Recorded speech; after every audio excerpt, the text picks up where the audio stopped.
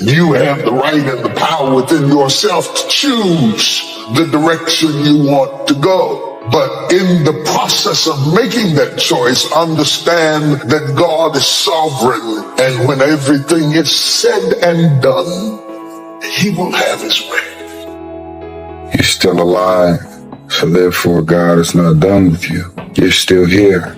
God has a plan for your life. Everything you're going through is preparing you for what you ask God for. You just got to quit tripping while you're in the process, because the process is necessary. You may not see it now, but when He gets you on the other side of it, you're going to see exactly why it went that way. And you're going to be okay with it.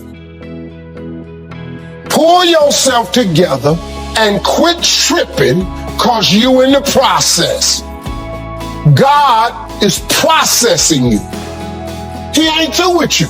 If He was through with you, you would not wake up in the morning. He gonna fix it.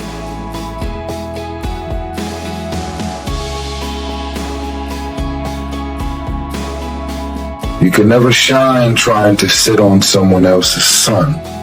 You can never figure out who you are if you're consumed in everything that everybody else is and what they're doing and the moves that they're making. There is a saying that you have to fake it until you make it. Most of y'all have been faking it for so long, you're never gonna make it. Most of y'all have been faking it so long, you now believe your own tricks. Most of y'all have been living a lie for so long that you believe your own lies because you're trying to chase someone else's life, all while ignoring your own life and your own path. All while ignoring what God has in mind for you.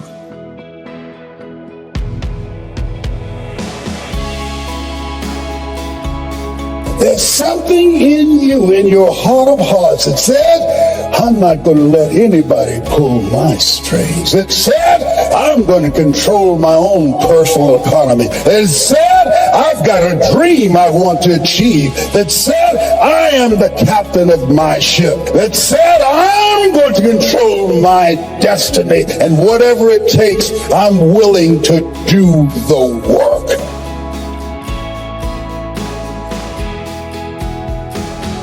In the morning, devour something. Throw your whole self at something. You'll never know what you can do or what you can be until you throw your whole self at it. Devour it. I mean, devour it. Don't try it. Devour it. Attack it. Attack it like you're going to kill it. Devour the prey. And in the evening, you divide the spoils. We have it backwards today. We want to divide the spoils in the morning. So we're blinging when we ought to be devouring. See, don't worry about whose name you wear when you're young. Worry about your name. What is the vision for your life? What are the ideas and the dreams for your life? What are you supposed to be doing? Who are you? What are your gifts and talents? What is your ultimate destiny and your goals? God will never give you something somebody else is supposed to have. There is an old person down inside of you that's dependent on you to be smart. It's the person you're going to be 30, 40 years from now. Do not disappoint that person by being foolish through the strongest years of your life. And then when your back is out and your knees are swollen and you can't move around, now you're out there going to get your grind on now? When I'm in a storm, I'm trying to gain control. But God's message to all of us whenever we feel like we are in a storm is not to keep control, but to keep courage. You keep courage and God will take control. He's going to get you through this storm. You just got to keep courage. If you get too tightly zoomed into this one scene or this one moment or this one struggle or this one issue, you're going to miss the bigger picture. God knows where to put you. He knows what He put in you. And He knows what He wants to do through you. How do you keep the faith? How do you keep your head above water? How do you march against the tide? How do you stand up when everybody around you seems to be falling down? How do you keep firm and solid footing when everything underneath you seems to be slipping away? How do you keep the faith? You've got to be born again. And when you're born again, there's some things you just have to take. Just some things you have to stand up under. There's just some fights you're going to have. Here's what leadership is. The challenge to be more than mediocre. The challenge to step up to a new level, a new dimension. And here's what this new dimension has. Opportunity and responsibility. But who wouldn't want the responsibility along with the opportunity if it builds an extraordinary life? You wouldn't want it any other way. The refinement of leadership. Make this list. Learn to be strong but not rude. Some people mistake rudeness for strength. Rudeness we don't need. Strength we do need. Here's the next one. Learn to be bold but not a bully. We need to boldly seize the day, boldly seize the opportunity, boldly seize the chance. But we don't need bullies. We don't need anybody to push anybody around. There's a whole new level of leadership, a new method of leadership. Here's what it is. Leadership by invitation, not leadership by threat, not leadership by intimidation. That now shows the weakness of the leader.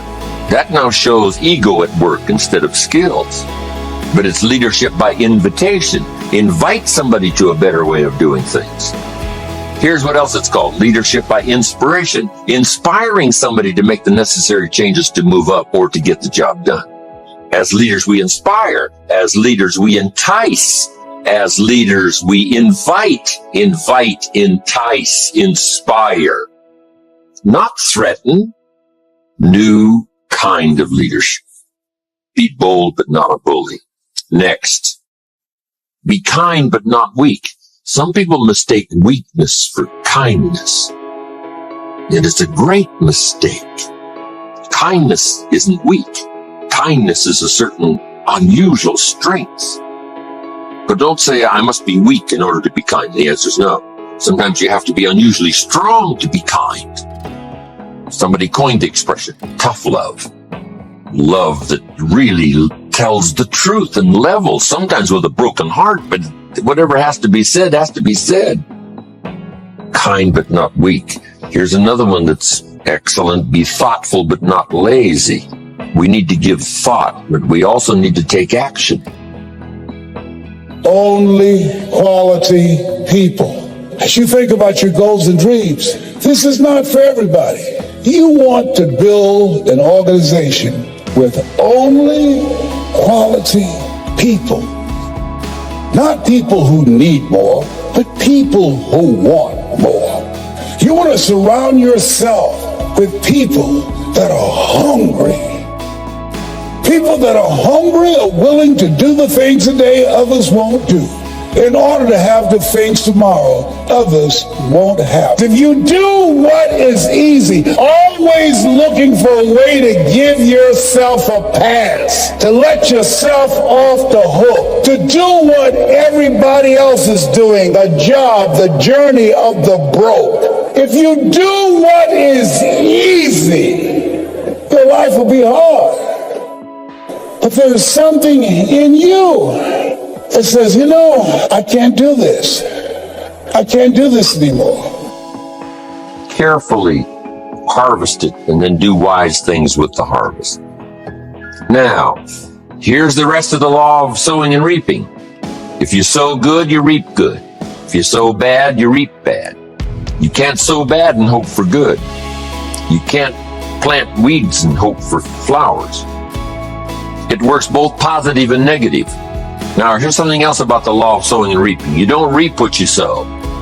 You reap much more than what you sow. You've got to be careful sowing to the wind. It doesn't come back as a wind. It comes back as a whirlwind. That's on the negative side. But now it also works on the positive side. If you plant a cup of corn, how much do you get back? A cup? No, a bushel for the cup. You get back much more than what you plant. That's the reason for planting, for the increase. Positive, negative. Now here's the next key to the law of sowing and reaping. Sometimes it doesn't work at all. The farmer plants the crop in the spring, takes care of it all summer, is an honorable man, loves his family, is a decent citizen. But the day before he sends the combines into the field, a hailstorm comes along and beats his crop into the ground, and it's gone, it's lost. So this time it didn't work. So now what must the farmer do? He's got to decide whether to do it again or not. Should we take another chance in the next spring? We would advise him to do so, even though he lost everything in the last harvest. And it didn't work. You didn't reap what you sowed. But here's the law of averages. Here's the odds. More often than not, you reap what you sow. More often than not, you'll have a harvest if you plant in the spring. There's no guarantee, but more often than not. And guess what more often than not is? Pretty good odds. It's better than Las Vegas. Incredible. Next, one of the most important laws to learn is the law of averages. If you do something often enough, you'll get a ratio of results. Once you understand that, the world is yours. Learning to employ people in the unique thing called the law of averages is stunning in its result in terms of fortune, future. In baseball, we call it batting average. Swing 10 times, get a hit. Swing 10 times, get a hit. Nobody bats 9 out of 10. Some of these guys are getting $5, $6, $7 million a year, batting 2, 3 out of 10. So you don't have to be perfect here. All you have to do is understand the law of averages. Now, even if you're only getting 1 out of 10, you can now start to compete. If you've been here a long time, you can get 9 out of 10. I just joined. I can only get 1 out of 10. I'm telling you, if we have a contest, I will beat you. Say, well, you just started. How could you beat me? It's very simple. While you talk to 10 and get 9, I will talk to 100 and get 10. I win. Isn't that clever? Here's what I do if I'm new. I make up in numbers what I lack in skill. Once you understand the law of averages, I'm telling you, it's so exciting to work with the law of averages. Here's the next important law, called the law of faith. Faith is the ability to see things that don't yet exist. Faith, though, can turn difficulty into reality, positive reality. Here's what faith is for. Number one, faith is the ability to see it as it is. Faith doesn't mind seeing it as it is because faith is a miracle worker. Faith does not ignore the negative. Faith uses the negative. Because if there was no negative, there'd be no need for faith. If everything is okay, what would you need faith for? You need faith because it isn't okay. Now, what isn't okay? Who knows? The situation that isn't okay isn't okay. So here's what faith does. Number one, faith does not ignore the negative because faith now stands as the miracle worker if you let it work. So faith sees it as it is. If it's ugly, it's ugly. If it isn't working, it isn't working. If it's a mess, it's a mess. It doesn't hurt to call a mess a mess. You don't need to fancy it up here. If it's broke, it's broke. If it's miserable, it's miserable. Faith doesn't mind admitting that. Faith doesn't mind seeing that. Here's why. Number one, you can see it as it is. That's the beginning of faith, seeing it as it is. Now, here's the second step of faith. See it better than it is. Couldn't you see beyond the mess? The mess is for today. Couldn't you look into tomorrow? The answer is yes, I guess I could look into tomorrow. Humans have this incredible ability to look into tomorrow, to look into next week. Dream the dreams, make the plans, visualize, use your imagination, see it better than it is. Now here's the third step that turns faith into reality. Make it better than it is. Faith now must be invested in the muscle. But if you invest faith now in the action, you can take any situation and make it better than it is. Next. In the beginning of faith, seeing it as it is. Don't see it worse than it is. Don't blow it out of proportion. Some people have this tendency. To blow it all out of proportion, say, well, it can't be that bad. If it's this bad, that's how bad it is. You don't need to multiply how bad it is by 10. Just as it is, that's the deal. As it is. Don't see it worse than it is. Now here's the next. Don't see it for more than it can become. There's a thin line between faith and folly. Yes, it's possible to see yourself as a millionaire, but not overnight. Somebody says, well, yes, I can see that. Don't see it for more than it can become in a reasonable period of time. Yes, if it dropped out of the sky overnight, but that's not likely. But it's still possible to be a millionaire. It's still possible to be rich and wealthy, given a certain amount of time working with the law of averages and all the rest of the stuff we've talked about today. So don't see it for more than it can become so that you move into folly instead of faith. Plenty is possible without being foolish. Now here's the next one. Give yourself a chance to understand that it could be far more in the future than what you can first see. Take the first step of what you can see, but give yourself a chance to be able to see it for more than what you first see. On a foggy night, if all you can see is 100 feet, here's what you do. Walk that first 100 feet, now you can see another 100 feet. You can't see the 200 feet. But if you can see 100 feet, you walk the first 100 feet, now you can see another 100 feet. So I'm asking you to take the early steps of faith. Whatever you can see it possible to become, start believing that. Have faith for that. And I'm telling you, as that starts to exercise, you'll be able to see it for more and for more and for more. The possibilities will start to increase in your own imagination. Hello everyone, this is Daily K Motivation 2024. Taking control of your mind, life, everything you are going through is preparing you for what you ask.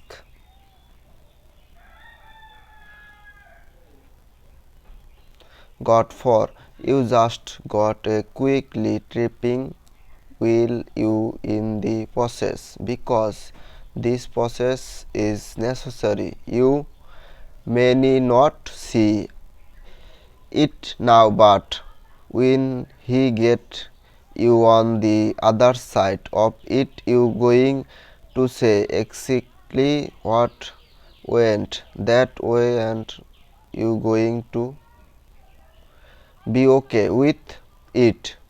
Pull yourself together and quickly stepping crazy.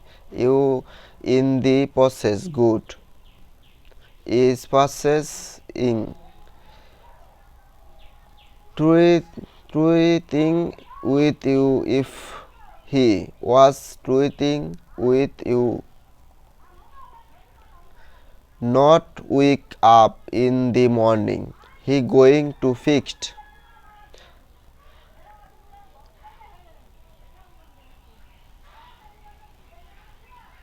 it. You can never shine. Tripping to sit on someone else's sun.